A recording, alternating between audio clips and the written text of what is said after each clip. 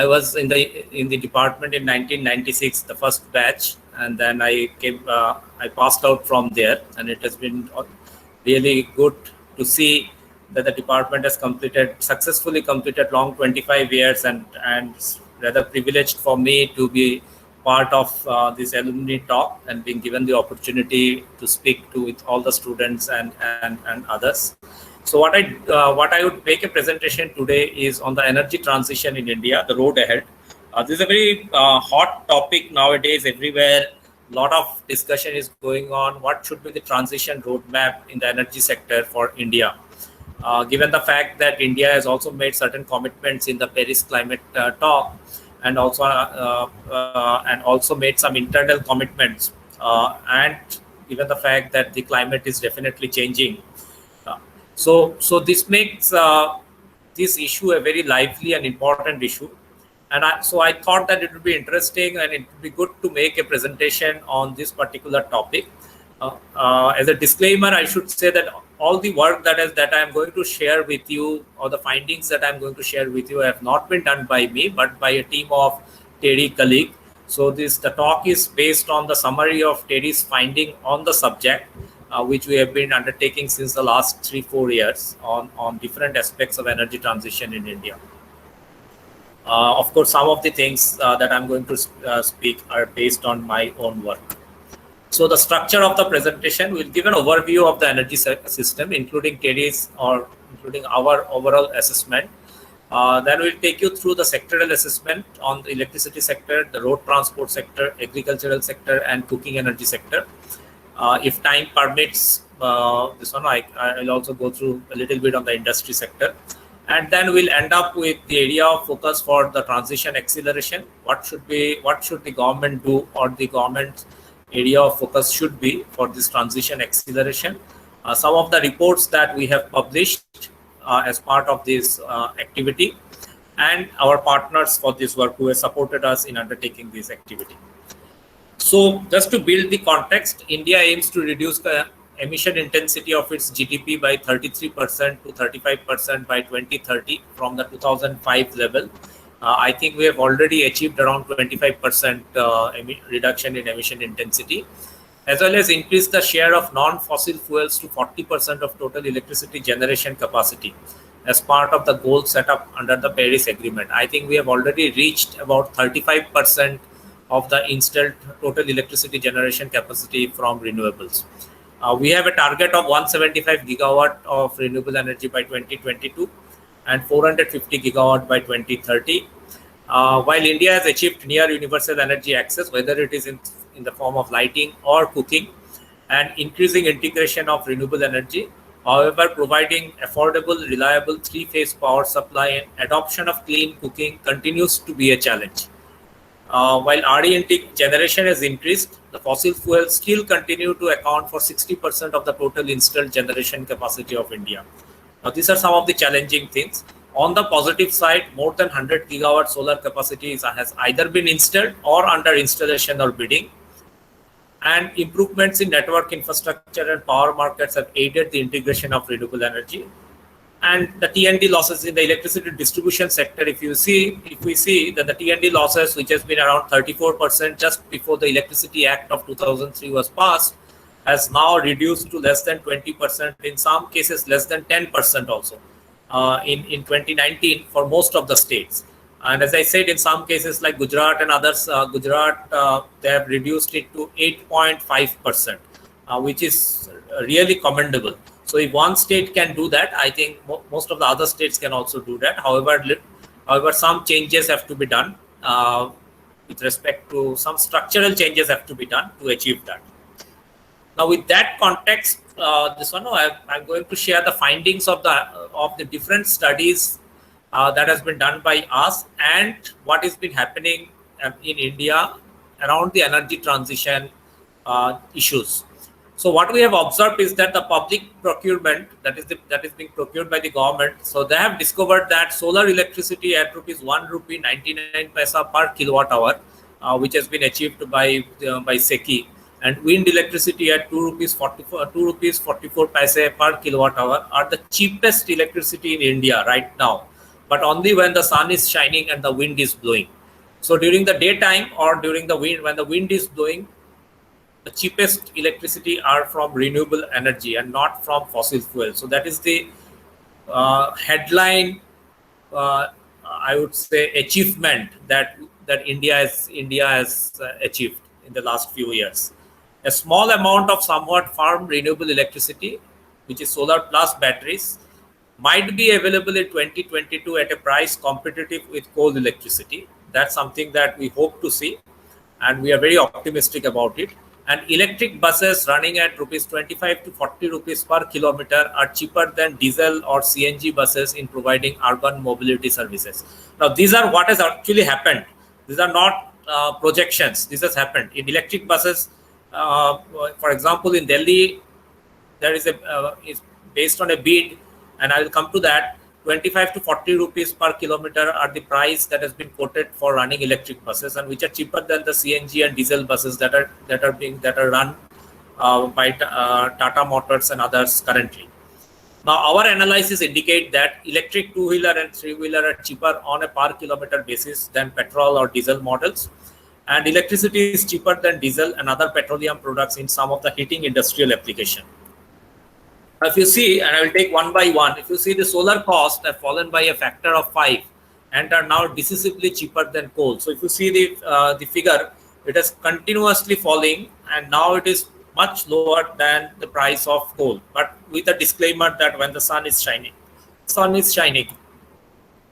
Round the clock bids have delivered low bid prices. That means 24/7 electricity supply from solar. So they have also delivered low bid prices. But most of this bid has relied on oversizing and resource complementarity rather than storage. So if you see this is the minimum capacity utilization which was asked by SECI at 70%. So most of the bidder has actually quoted a price based on wind plus solar capacity and little bit of batteries rather than solar plus storage. So, and thus making the installed capacity oversized by a factor of 3.3 to 3.5. This one. So, which again, well, for now it is good, but then oversizing also add a lot of other complication, and those needs to be addressed. Now, I'm coming to the electric bus and two-wheeler are less expensive than petrol, diesel. If you see. Whether it is the diesel bus in Delhi, for example, they spend around 60 to 80 rupees per kilometer. This includes the total cost of the system. That means the capital cost, the operational cost, the maintenance cost, everything.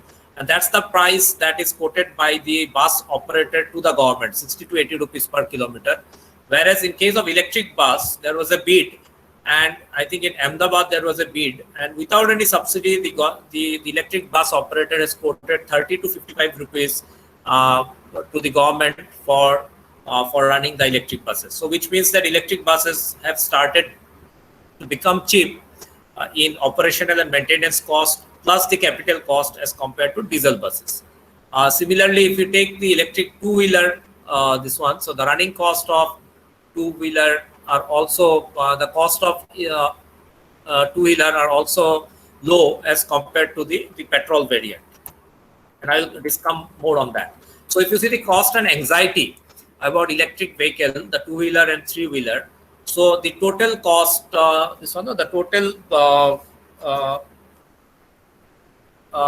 total cost of ownership, that's the TCO, the total cost of ownership for two-wheeler is, in case of petrol, it is 1.2 rupees per kilometer, whereas in case of electric vehicle, it is coming to around 0.4 to 0.7 rupee. That's less than 1 rupee per kilometer.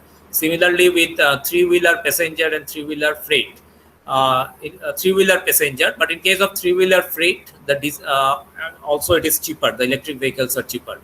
However, in cost-wise, it is cheaper, but in anxiety-wise, now what is the anxiety regarding the EV attributes?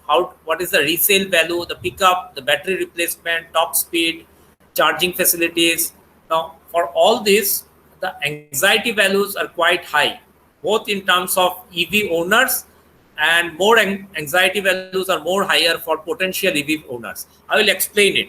Now, what is happening is that the cost wise the EVs are fine, but if you ask me also whether would you like to take a EV, so you are staying in Noida, would you like to purchase a electric vehicle, I might say no, despite I being from the industry.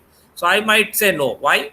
Because I am not sure where I am going to charge my electric vehicle, because my apartment doesn't have a facility for charging electric vehicle. So where I can find out an electric vehicle charging facility? Will my electric vehicle have the same resale value that a petrol variant vehicle has? How frequent I have to replace the battery? What is the top speed that the vehicle might might attain? So these are some of the questions that would come to my mind, and this is what we are defining as anxiety, and this is a very common thing among most of the potential EV owners. So unless we address this, the anxiety level, the uptake of EV vehicles may not take place the way we want it to. Now, in case of industry, for taking the example of a forging industry, the replacement of furnace with electric induction billet heater has a simple payback period of 2 to 3 years, and it can be easily done. So we can replace the furnace with electric heater. Not all are doing it, and because most of these forging industries are in the small and medium industries, and they have to be supported for both in terms of technical support and financial support in terms of low cost loan and other thing, so that they can shift to electric heater instead of using the furnace heater, and this can be done. Now, what are the transition pillars? Given this context, what should be the transition pillar? So we are observing that energy efficiency continues to increase, largely driven by technical energy intensity reduction across different sectors, whether it is the forging industry, the steel industry, the petrochemical industry, the small and medium enterprise. Everywhere energy intensity reduction is happening. The renewables are emerging as the electricity source of choice. From a system perspective, renewable electricity is already cost effective, as I said, when the sun is shining in case of solar, and when the wind is blowing in case of wind, and is expected to be cost effective from a system perspective, that means 24/7 electricity supply perspective, before 2030. Electrification of fossil fuel use, for example, in transport, we are using diesel and petroleum, but then we can shift to electricity, and that will accelerate, especially as system-wide cost effectiveness increase. Before that, it is not going to happen, but as system-wide cost effectiveness increases, we are going to shift towards electrification of transport. And where we cannot shift to electrification of transport, then green hydrogen and biomass-based fuels will predominate in applications where, when I say biomass-based fuel, it could be biofuel and others, will predominate in applications where electrification is not viable. This shift will depend on international carbon emission reduction efforts also. So if you see the total final energy intensity of India's GDP has fallen by 30% since 2011. Our target is about 33 to 35%. So our energy intensity of India's GDP is gradually going, whether it is industry, transport, buildings, everywhere we can see that the energy intensity of GDP is falling. Even at today's cost, renewable energy system of 35% capacity are cheaper in India due to the substitution of fixed and variable cost. So if you take the fixed cost of a thermal power plant, then renewable energy is cheaper. If you take the variable cost, then also renewable energy is cheaper. However, still thermal power is predominant. The reason is not cost. The reason is something different. So what is happening is that most of these thermal power plants which are set up in the 2010, that means the decade of 2010 or a little before that, now at that time we had a huge energy crisis, or rather electricity crisis. And a lot of these thermal power plants were set up during that time. Somewhere we achieved, that means we achieved overcapacity than our requirement. Because of the increasing energy efficiency, the demand has been slowing, and because of other factors also, the demand has been little slower than what it's been projected at that time. Now, all those thermal power plants has entered into a long-term power purchase agreement with the electricity distribution companies. that either you take or pay, which means that the fixed cost of the thermal power plants, the electricity distribution company has to pay for that. And if they take, then they will pay for the variable cost. If they don't take, then they don't have to pay for the variable cost, which is the fuel cost. Now, the incremental cost to take renewable energy from, say, the energy exchange is higher than the total cost fixed, because the fixed cost the distribution company will anyway have to pay.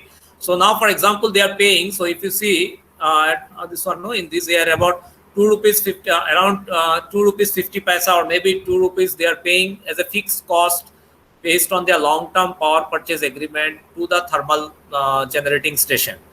Now, if they have to take renewable energy now, and there is a capacity for them to take renewable energy, then they have to pay an additional, say, 2 rupees 50 paisa. So total expenses is becoming 4 rupees 50 paisa. Whereas if they just take the thermal power, they have to pay, say, another 1 rupee 50 paisa.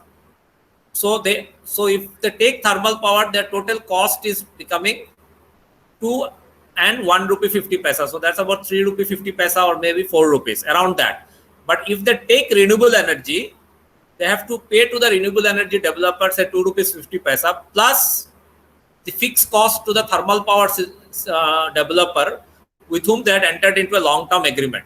And that these two is increasing their cost. So they feel that it is much cheaper to take it from the coal-based thermal power plant than the renewable. And that's the anomaly or the dilemma that we have in the system. So unless these long-term power purchase agreements are closed as time passes, because I think they are all entered for 15-20 years, something like that. So by 2025 or to 2030, most of this agreement will lapse, and then renewable energy will automatically be the preferred choice by most of these electricity distribution companies.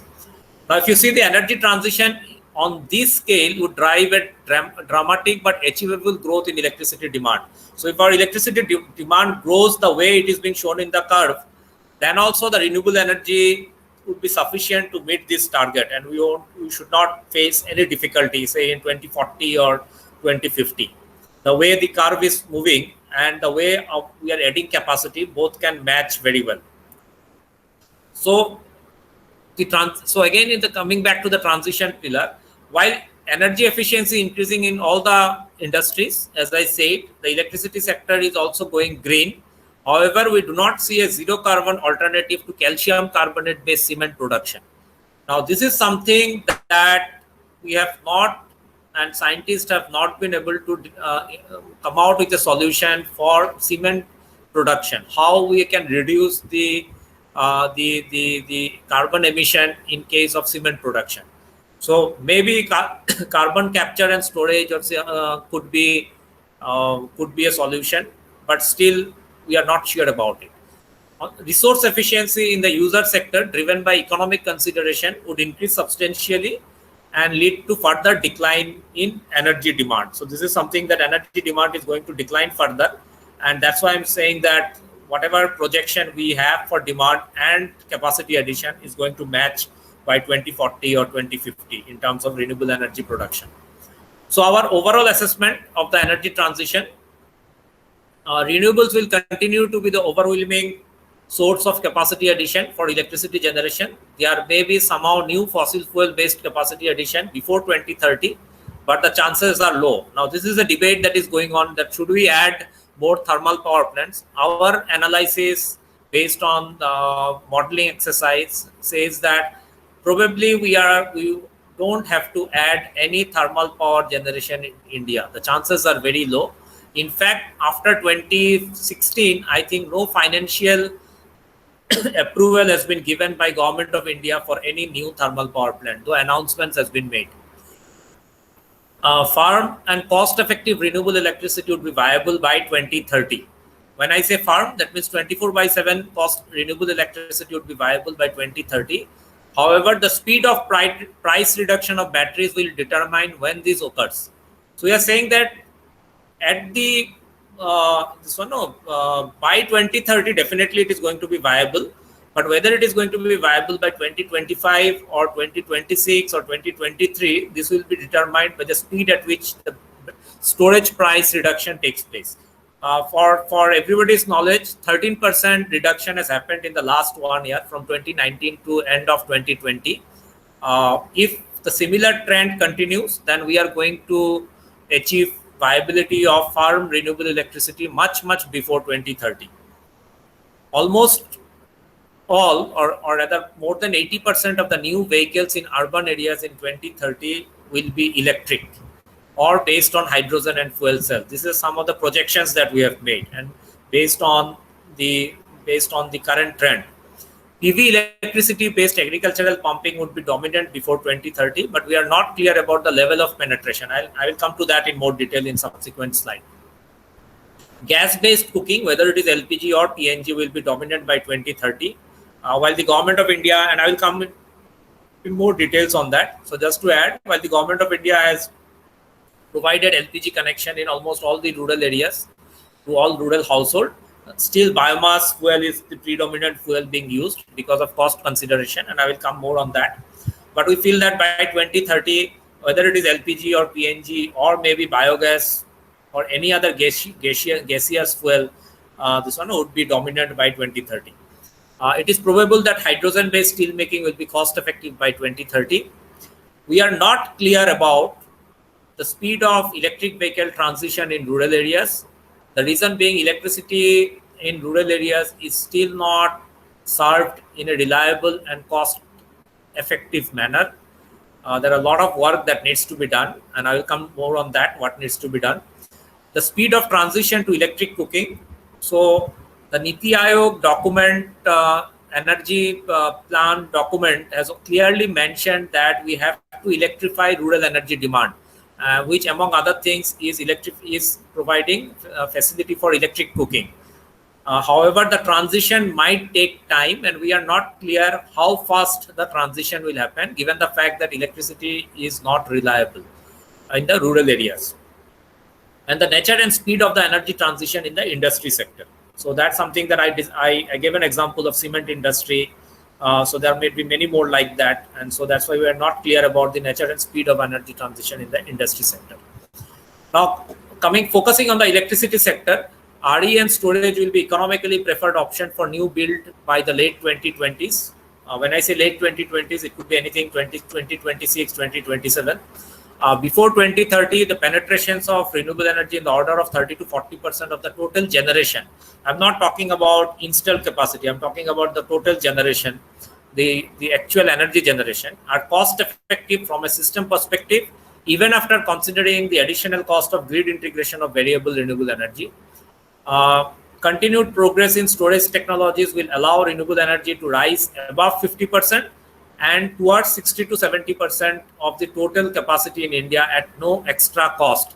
Now, because of the reduction in the price of renewable energy and possible reduction in the price of storage technologies, so we believe that without any additional cost, if we go on adding renewable energy with storage in the system, it will be about 50 to 70% of the total installed capacity as renewable without any extra cost. Probably for grid balancing and other things, we might need another 20 to 30% as thermal. In the long run, I'm not talking about the medium run, but in the long run, maybe beyond 2050. In the medium term, we, however, need a portfolio of grid management options like existing gas capacity, the fast ramp up and ramp down of coal power station, first response demand reduction measures, and storage. So these are some of the things that needs to be done in the medium term. So if you can see the figure, this one, so this is the coal. The lower one is the coal. This is the hydro. This is the yellow one is the solar, and the light blue one is the wind. So if we can ramp down the coal during the daytime, then solar can easily meet the demand. So we have to have fast ramp up and ramp down facility, and probably we have experimented with it very successfully in 2020 when there was a ramp down of electricity demand in the evening at 9 o'clock. This one as was announced this one, as I think I don't remember the exact day, but somewhere around June, I think May or June. So there was a ramp down for 15 minutes, and then gradually we ramped up, and it was very successfully done, which shows that the grid, the transmission grid capacity and capability in India is extraordinarily good. That we can actually ramp up and ramp down the capacity in a very short duration of time. So it can be done. It is only that it has to be planned well in advance, and that could be a way forward for us for integration of renewable energy, the intermittent renewable energy with the grid. Continuing with the electricity sector, coal demand will rise till the late 2020s. However, need for additional thermal capacity is deemed. I already discussed that. A lot of people are talking about nuclear capacity, and in terms of nuclear capacity, it will largely depend on expectation of price competitiveness. I'm going beyond the environmental and other challenges of nuclear capacity, but on expectations of on price competitiveness with system cost of renewable electricity, including storage, transmission, etc. And in rural areas, despite universal electrification, the income constraint reduces the elasticity of the user to support higher consumptive load. And I will come into more detail in this. Thus, energy efficient devices promoted with incentives and demand side management to keep monthly electricity charges low will be the key for increasing demand or rather increasing use of appliances in the rural areas. Now, if you see the first point about the coal demand, so whether it is the total peak energy demand or the inputs to power generation, so after growing at 5.4% per year from 1990 to 2018, the coal demand slows to 1.2% per year, driven by peak and plateau in power. So gradually, the demand for coal will come down, and the demand for renewable energy is going to increase beyond, you can see beyond 2025, this one, beyond 2025. So it is almost plateauing, say, if you see here. So from 2018 to 2019 and 2025, it is almost plateauing, and then there will be slight increase in 2030 and 2040 in terms of coal-based power supply. The nuclear tariff and power prices in the power exchange. So if you see, this is the rate of sale of power for nuclear. This one from the different power plants, nuclear power plants, and this is the price in exchange. So this is the highest price, this is the average price, and this is the lower price. And if I see it with respect to the nuclear tariff and market price of electricity, so the average nuclear tariff is somewhat similar to the market price of electricity. Now, if you have more, if the nuclear tariff is more than that, then definitely it is not going to find favor, and it is not going to be less than that. That is for sure, because in some of the cases the nuclear tariff is as high as 9 rupees per kilowatt hour. So, based on purely on tariff principle, I'm not discussing about the other challenges of nuclear power. Purely based on tariff principle, the nuclear based electricity may not find favor in years to come.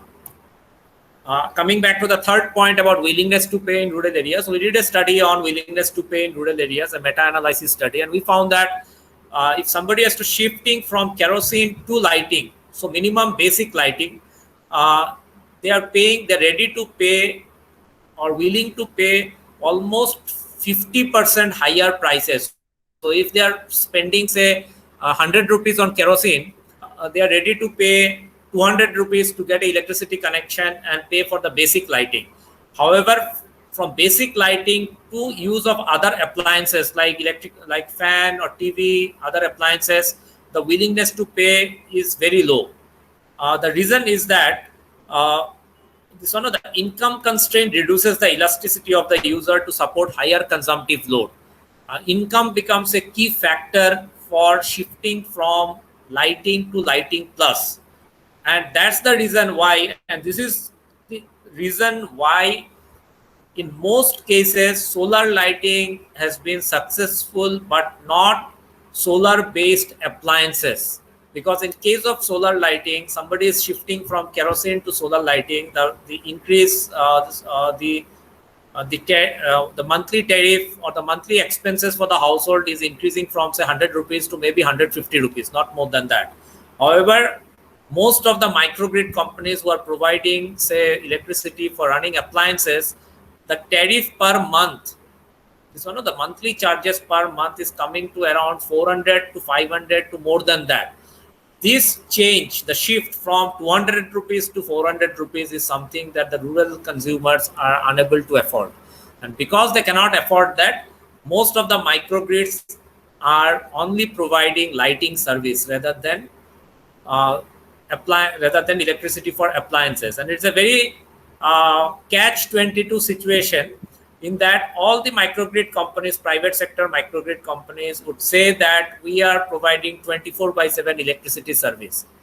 But they know very well that nobody is going to take their service for 24/7 and will run the appliances because the charges are so high. So they design their capacity to only to provide services for lighting. So no, this is a very I would say it's something that I observed as part while I was doing my PhD work in the field, that not a single microgrid company is actually designed to provide consumptive load services. But theoretically, they would say that we are ready to provide services for running fan and other appliances in the house. But they know that nobody will take their services. When I say nobody, that means more than only about 5 to 10% might take their services, and most of the consumers are not going to take their services. So they design their plant like that. So I posed a question to one of the microgrid companies and they could not answer me. I said, okay, for the sake of theory, as a hypothetical question, if I take care of the consumptive load for all the 50 households in the village and I demand electricity to run my appliances, can you provide me electricity from tomorrow? They said that, so they cannot answer because they know very well that nobody is going to ask that. And but then they continue to say that we are providing 24/7 services for all type of loads, which is not a fact actually. Now, willingness to pay of the rural consumers. We did some calculation. We found that average expenditure on grid is about 168 rupees per month, including fixed and variable cost. Average expenditure on kerosene is about 119 rupees. So month coping cost due to unreliable grid supply. So the combined average expenditure for grid and kerosene by a household who had a grid connection is about 200 rupees per month. And estimated willingness to pay for off-grid is about 110. Estimated willingness to pay for grid service is about 290. Now, up to 300 rupees, households are willing to pay and can pay for lighting plus appliances load. But the solar companies are charging around, as I said, 400 or 450 rupees, which is beyond their willingness to pay. And that's where it has become a very, this is the challenging part of it. So why microgrid in India do not provide services, higher services? Because the willingness to pay not there. Why willingness to pay is not there? Because the income elasticity is a big constraint in the rural areas. If I flip it, because the income elasticity is a challenge in the rural areas, so consumers are not willing or ready to take higher consumptive services from the microgrid companies. And because of this reason, knowing this fully, the microgrid companies are designing their power plants just for basic consumptive load, though they are saying that their services are for everybody. Now, shifting to the agricultural sector. So photovoltaic based agricultural pumping is already cost effective and will be the preferred option, especially as excess electricity is bought from the farmers, either on LT level PV generation is set up at rural substations. And most importantly, this has the potential to revitalize the finances of the distribution sector. So whatever the distribution sector in India is losing money, the PV-based agricultural pumping can actually revolutionize the way the distribution sector in India is functioning. And I will show a graph to substantiate what I am saying. So solar pumping could well be a major contributor to the recovery of the financial of the power distribution companies.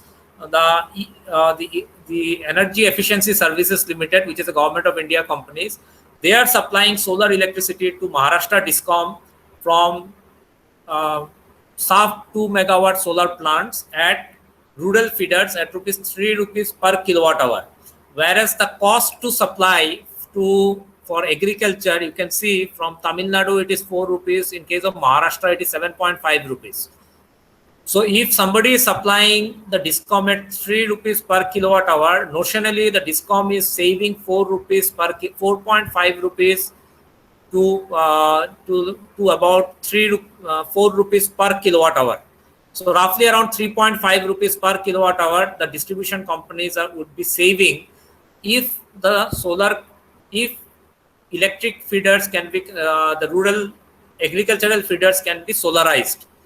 The challenge is whether we have adequate land in the rural areas. That means whether we can get the type of land to put up these power plants, one, which probably is possible.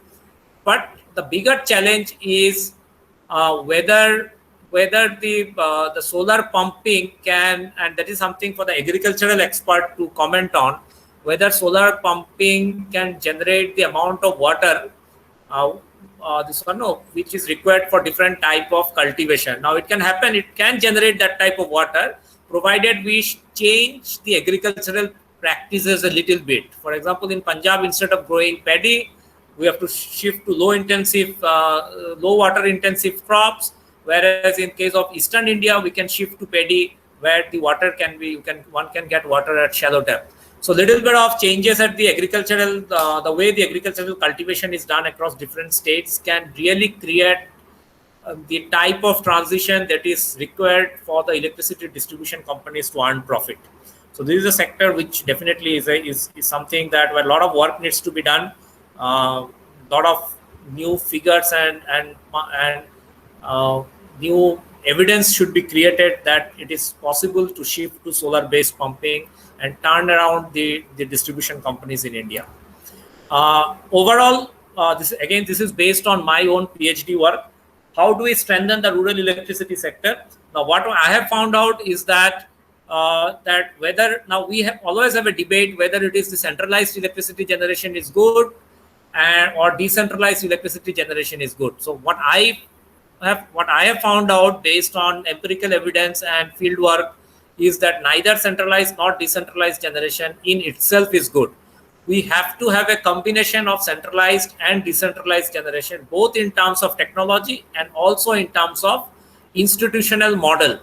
So a model where you have a centralized generation or decentralized generation, but in combination with a structured rules in use. That means structured institutional modalities for the subnational, that is at the state and district level, and local actors will be required, and the services should be provided at the decentralized level. I am differentiating services from energy. So energy can be provided at a centralized level, but the services like billing, meter reading, taking care of the fuse of calls and all such things should be provided at a decentralized level, which we are not doing currently. So we have to create a number of institutions at the local and subnational level, at the district and at the panchayat level, so that they can provide these services at a price. And in that manner, we can actually improve the electricity supply and service in the rural areas. And if we can improve the infrastructure provision for electricity supply, service delivery, and monitoring in the rural areas, if the government takes care of that, that will lead to improvement of technology and network performance at the electric utility level. That would lead to improvement in supply quality, reliability, and service delivery quality. Now, this is something that I have said, differentiating it from supply quality. It's a service delivery quality. This has to improve considerably. So despite India being a power surplus country at the generation level, we are still facing problem at the distribution level. And this is primarily due to the service delivery quality. I'll give an example to explain it. In UP, when I was doing the field work, I found that UP government has been claiming that they are providing 18 to 23 hours of supply in all the rural areas. So I checked at the substation, and I found that the substation is actually providing around 18 to 20 hours of supply every day. in the rural area, in the feeder, in the 3 feeders that is emanating from the substation. However, the villagers are not getting 18 to 20 hours of supply. Why? Because the 11 kV line is charged for 18 to 23 hours, but the service line, the LT service line, there is some defect either in the transformer or in the LT service line or something or the other. So that service part is not being taken care of by the distribution utility because of they don't have enough human resources to do that particular type of work. So the government is right in saying that we are providing 18 to 20 hours of supply because the feeder is charged for 18 to 20 hours. The consumers are also right in saying that we don't get service for more than, say, on average, more than 10 hours or something like that, because they are actually not getting the electricity supply in their house. So what is required is that in between the 11 kV feeder and the household, the most critical part is the transformer and the LT line, which is not working properly mainly because of poor service quality by the line technicians or by the electric utility. And this is where our focus should be. How do we make it smart? For example, the government of India is on the ESL is taking forward the scheme of smart meter in the rural areas, which is good. I have no problem with the smart meter. But if I have limited resources for the rural areas and I have to spend that money in a judicious way, then instead of providing smart meters to all the households, I would rather had installed network health monitoring device at the transformer, which could have done better or provide better results in improving the health of the network or monitoring the health of the network and improving the service delivery quality, rather than trying to monitor 100 unit of electricity supply in a smart way by a consumer. So how much smartness you can introduce? 100 unit of electricity supply by a consumer or 50 unit of electricity consumption by a consumer. Because of the smart meter, it might get reduced by, say, another 10 units or maybe 15 units. So what would be your payback period? So the smart meter payback period are all more than 5 years. This one. So if any technology which is more than 5 years payback period, it's going to get redundant after 3 years. This one. So I don't know what is happening. So urban areas, smart meters, absolutely yes. Industrial areas, smart meter, absolutely yes. Peri-urban areas, smart meter, yes. Rural areas, I think the more important part of it should have been how do we improve the health of the network, and a monitoring device to monitor that or to check that would have been a much better option. The fourth point is rationalization and simplification of tariff slab by regulators. Many of you would be amazed to know that in India, the tariff slab by the electricity utilities, in some state, it goes as high as 74 slab. 74. So within the domestic consumer, there are not less than 20 slabs in some state. Now, interestingly, we have found that states which have higher number of slabs need not necessarily have a focused or targeted tariff schemes. So state which has a 74 slab, their targeting mechanism for underprivileged consumer is much poor than a state which had actually 44 slabs. And a state with the 44 slabs has a much better targeting than a state which had a 74 slabs. And all these slabs are actually creating all sorts of confusion within the minds of the consumer. So simplification of the tariff slab is extremely important, and rationalizing the tariff. So when I say rationalizing, right from the resource extraction to generation of electricity to supply of electricity, everywhere rationalization is required. We cannot just rationalize only the distribution part without rationalizing the generation and transmission and resource extraction part. So it's needed across the value chain, and all these things is expected to improve the customers' willingness to pay, resulting in payment by the customers, thus enhancing the revenue for the electric utilities. And if the revenue gets enhanced, they can do a lot of other things. So it becomes from a vicious cycle now, it can become a virtuous cycle for the utility. And this is something that is the need of the hour. I will just end with a couple of slides on cooking energy. LPG and electric induction cookers are cost-effective options. That's what we have found out for cooking. They also greatly reduce indoor and regional pollution.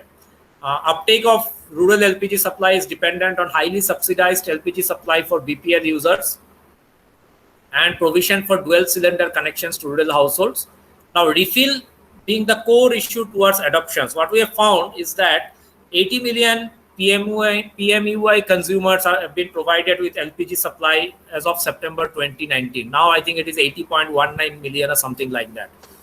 Now, out of that, based on analysis, based on the publicly available data by the Ministry of Petroleum and Natural Gas, we found that roughly around 25% of the consumers in 3 years from 2016 to 2019, they have availed zero refills. So the first refill, the first LPG cylinder that has been provided to them, they have just used that and has never gone back for any refill. 29.6% availed only 1 to 3 refills. That's less than 2 refills on average per household per year. And the rest, 45% availed 4 or more refills. That's, if I convert it into average refills per household per year for all the PMUI consumers, then it comes to around less than 2 refills per household per year. Now, why it is so? If we have to cook all our meals in LPG, then we need around 6 to 7 refills as per the data that we have. But on average, it is only less than 2 refills per household. So, which means that households are not using LPG despite having a connection. Why? Now, we found out that the willingness to pay for LPG is about roughly around 300 to 350 rupees per household on average. And this is lower than the price of subsidized LPG. Now, I think there is no subsidy. The LPG price is about 800 or 900 rupees. But when we had done the study, at that time, the price of LPG was 500 rupees. And at that price also, people were not taking the refills. Now, why they were not taking the refills? And the government needs to rework their policy on this, because 3/4 of the rural household earned less than 5,000 as per the 2011. It's not 2001, 2011 socioeconomic and caste census, making it difficult to pay for any commercial fuel. I don't think the per capita income in the rural areas might have increased to around 10,000 rupees per household. Maybe it is now around 6 to 7,000. And that is still a very high amount, because if we are not addressing this issue, the government by its own policy is actually sending people, the rural households towards energy poverty. The reason is, energy poverty definition says that if you spend more than 10% of your income on energy fuels, either for cooking or lighting, then you are an energy poor household. I don't know whether in the policy making they know about this definition or not. Now, if that is the case, and if the LPG plus the electric lighting, the total monthly charges is coming to around more than 1,000 rupees.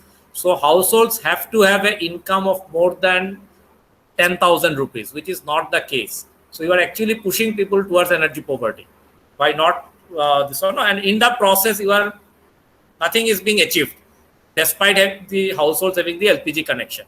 So that's something that the government needs to look at. What we had proposed is that, assuming 50% of the 80.34 million consumers who have availed 0 to 3 refills need additional support. That means if they are to provide, say, another 200 or 300 rupees of subsidy over and above what the government has been providing subsidy in 2019, then the estimated expenditure is roughly around 136 billion Indian rupees. This amount of money could be easily raised by putting a pollution cess of ₹1 on petrol and diesel. Of course, at that time, petrol and diesel prices in Delhi was available at 75 rupees per liter. Now it is almost 100 rupees. This one. So if you put ₹1 cess on petrol and diesel, one can raise about 134 billion Indian rupees. And if you do it, the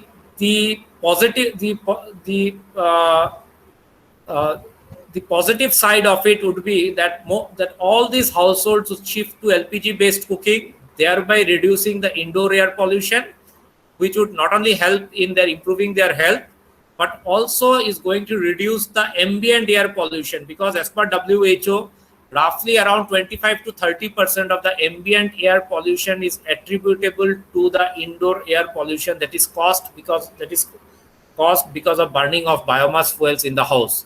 So you are actually addressing two problems with the same stick, with the same policy. One is the indoor air pollution and thereby the health of the household lady and the children, and to the ambient air pollution. One of the reasons why, and many scientists probably has not thought about it, it just came to my mind. The reason why in this corona pandemic, Delhi is requiring more oxygen, subject to audit, but definitely it is requiring more oxygen than say Kerala or maybe Mumbai or maybe others or Bangalore.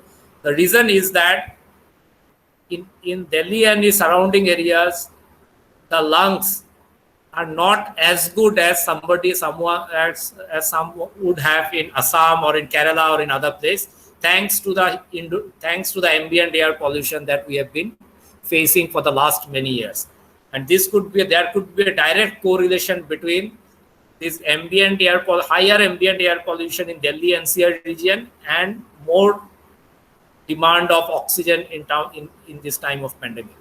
So this is something the government should really give a thought to it, how to address this, and we have some solutions we have provided. So I'm not going into this. TERI has been providing this initiative on clean cooking. We have more than 50,000 energy efficient biomass stoves implemented in Bihar and other states. This one, just a couple of slides, or rather I'll go to the last slide actually. Yeah, so what should be the area of focus for transition acceleration based on the work that we have done in TERI? So we are saying that the electricity tariff and distribution company viability has to be worked out based on some of the recommendations that we have made and which I had shared in my presentation.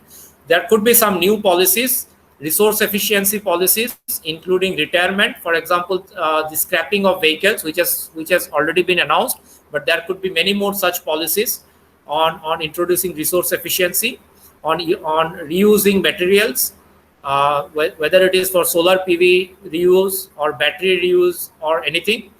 Electricity storage capacity, there should be some policies on electricity storage capacity improvement. Transport charging infrastructure. So we have policies on electric vehicle, but we do not have good policies on developing charging infrastructure. So that is something that is required. Distributed hydrogen generation and distribution. So we should come out with some policies on this aspect. I think Indian Oil is working on the technology front, but we need to work a lot more on the policy front as far as distributed hydrogen generation is concerned.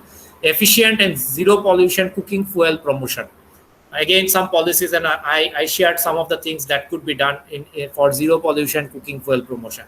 Some technology development initiative, hydrogen electrolyzer technology development promotion. EST needs to take it up. Vehicle charger technology development promotion. Not all vehicle chargers are standardized, so they need to be standardized so that we can easily put up charging stations which can charge any type of vehicle that will come to that charging station. So a lot of technology development need to take place here. And storage battery technology development promotion, which means that a lot of these lithium ion pack batteries, their battery management system, the BMS, is not similar. So each of these lithium ion pack by different companies has a different BMS, resulting that if you have to do battery swapping, then you have to use only one type of battery swapping. That means only one company's battery swap can be done with the same company's battery. You cannot swap one company's battery with another company because the charging infrastructure will not support that. So something on this front needs to be standardized and worked out. So these are some of the reports that we have published during the last 3-4 years on energy transition, and these are the different partners who had supported us our work on energy transition during the last 3 to 4 years. Thank you very much.